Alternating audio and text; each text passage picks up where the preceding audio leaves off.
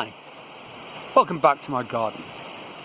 During the week I had one of those, for me, very exciting moments when someone reached out on the internet and got in touch after watching one of these videos. And I do find that very exciting.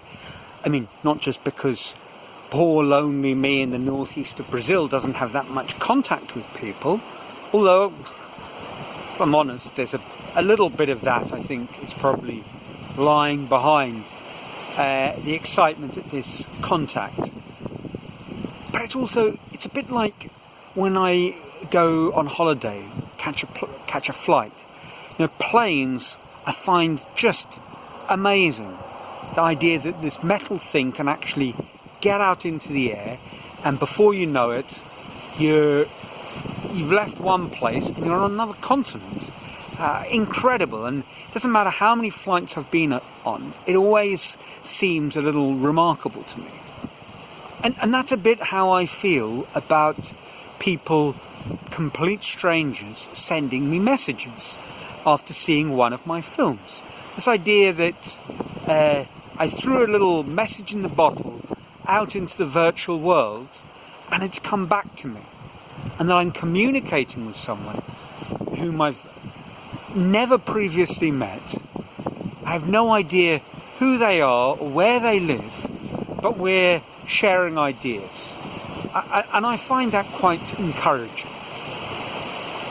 But something else was particularly encouraging about this, because I had a look at the video again and I noticed something. It had almost 400 views. Now, you might be sitting there saying, hang on Neil, 400 views in the world of YouTubing is not a lot. 4,000 views is not a particularly large number. 4 million views, now that's a lot. And I'm obviously not in the viral neck of the woods, so to speak. But 400 for me is a lot of views. It's more than 3 times my most viewed video before. And when I first started this channel, most of my videos had somewhere between 20 and 50 views. And now, maybe because I'm sharing it in different places, people access it differently. But now it's double figures is a lot. And that's okay, I was absolutely fine with that. Because right from the very beginning, I said, I'm not making a video because this is my job, I'm a professional YouTuber. I'm not making a video because it's a way of validating my existence in the world. I'm making a video to share something, to have a conversation, to get things off my chest sometimes. I'm making these videos for all sorts of communicative reasons, but they're no different to the way I would talk to friends, and for that matter strangers, in my local pub. That's what you do. You communicate with people, you share ideas. But it did, of course, seeing this large number of views, it did provoke the obvious question. Why? Why that one? And the reason was, I think, probably obvious. The reason lay in the title. And the title had Zettelkasten Method in it, and Zettelkasten things at the moment, videos and blogs and articles, are, well, I'm not saying they're all the rage, but they have gained their little 15 minutes of fame. Piggybacking on Zonka Arendt's fantastic book, and sharing something which is a very interesting, I think, fantastic idea, this Zettelkasten method of Nicholas Lerman. So not surprising that it gets its 15 minutes of fame. And that is why, being sort of at the back end, certainly not the early adopter cycle, but at the back end of that little internet fad, meme, I'm not sure what the word is, my film got, for my channel, an extraordinary number of views. 3 times anything else I've ever made. More than 3 times. And then thinking about, well, all it took was a more findable title. Well, that's obvious, isn't it? I mean, how are strangers going to come up with your video in the millions of things that are uploaded on YouTube if it isn't findable? And how are things fine? Well, for better or worse, the internet operates using algorithms. We know that. There's all sorts of evil elements to the algorithm. Conspiracy theorists and serious thinkers alike have expressed their views on the pros and cons of an algorithm-driven world. But how else would people find your video? Well, there are ways. They'd be friends of yours. They'd know you make videos. You'd let them know you make videos. They'd sign up, subscribe, and then receive them. The sort of newsletter approach, the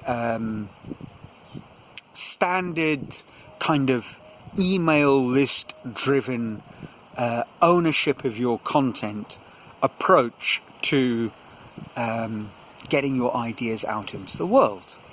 I mean, one could do it that way.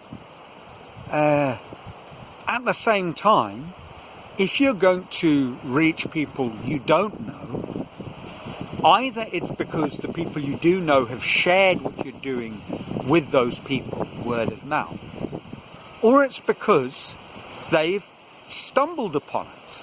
And they're only going to stumble upon it in the context of YouTube, for example, if the title is in some way connected to something they'd be looking for. So my kind of pithy, obscure, dry attempts at humour sometimes, or oblique references, they're not going to do the trick. Zettelkasten Method does the trick, because someone somewhere who's interested in Zettelkasten might just find my film. And the truth of the matter is, I'm talking about Zettelkasten. So, you know, they're the people I want to share the idea with, to a point. They're people who will have something interesting to offer from the perspective of the already knowledgeable, rather than the perspective of the newbie. So it's not a bad thing. But there's a little voice in the back of my head saying, you know, but is this a gateway drug? The first step on a slippery slope? You know, do you get captured by having hundreds of views and then think, well, I want thousands? And then when you've got 1,000, do you start suddenly seeing yourself as, well, maybe I could be a professional YouTuber. Maybe this could be one of those mythical passive income streams that so many people talk about. And there is a danger in all of that, because I'll be quite honest, I like getting lots of views. And when I first started the channel, there was a little bit of me thinking, you know, well, it'd be nice to have more than 7 people watch my film. Why not? And it'd be nice to have strangers reach out to me and get in touch. Why not? It's a nice thing. But are you at risk of suddenly compromising what it is that made the people that were, I suppose, your people, your tribe, the people who liked what you were doing? Maybe you start compromising that because you want more views. And that is a danger. If I think, why do people, when they've spoken to you, why do people like my films? And I'm not getting carried away or big-headed or anything. You know, and I'm not trying to make out that there are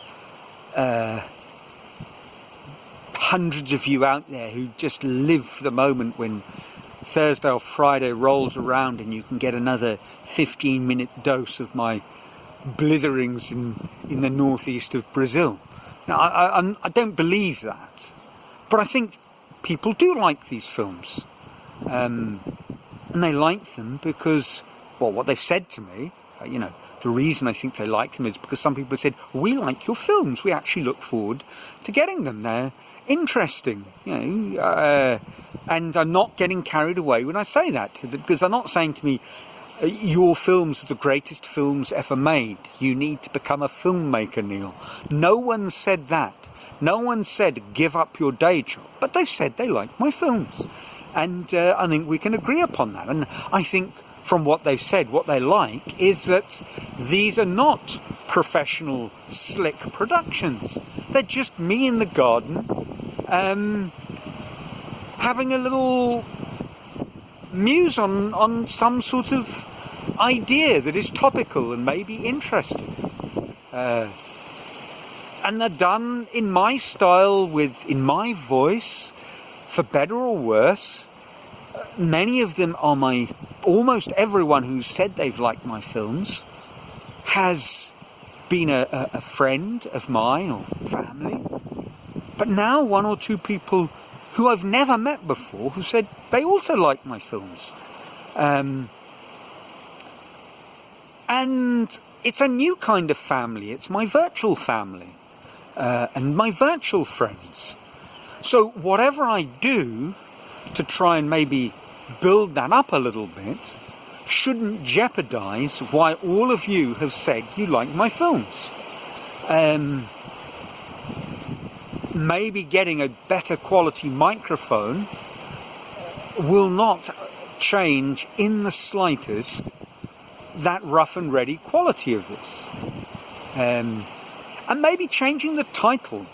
I think I haven't written it yet, but I think I'm going to title this film, What the Zettelkasten Method Taught Me About Search Engine Optimization. Now that isn't a misrepresentation of what I've been talking about. It's exactly what I've been talking about. But let's see if a few more people get lured into my garden web via a new catchy phrase for the algorithm, search engine optimization. And I'll spell it, I can tell you right now, I'll spell it with a Z. Because, that's what American English does. So Google's not a British company. YouTube do not have British paymasters lurking behind the algorithm. So let's throw a Z in and forget the S. S be damned. And I don't think any of you even notice my titles. Once or twice, maybe you'll get a little chuckle, but that's about it.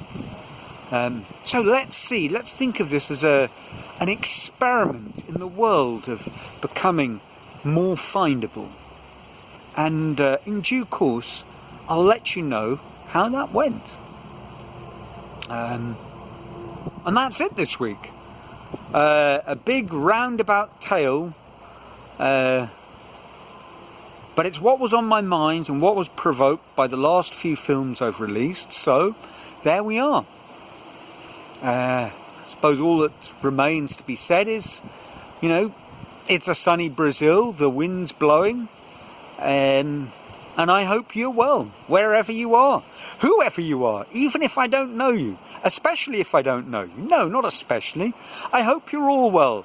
Old friends, new friends and family, I hope life is treating you well, your lives are filled with joy, and until next week, ciao from a sunny Brazil.